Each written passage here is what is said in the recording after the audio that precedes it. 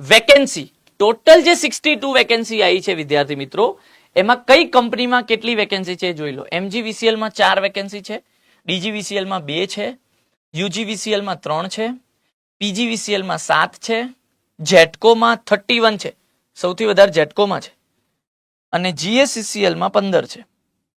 Okay, અને આનો મતલબ તો બધાને ખબર જ હશે, આ મધ્ય ગુજરાત, બરાબર ને, બરોડા અને અમદાવાદ વાળો રિજિયન. આ DGVCL દક્ષિણ ગુજરાત, બરાબર છે, સુરત અને એ વાળો આખો ઝોન.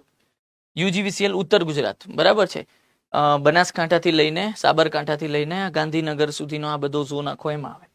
PGVCL પશ્ચિમ એટલે આખું સૌરાષ્ટ્ર અને કચ્છ આવી ગયું. ક્લિયર છે?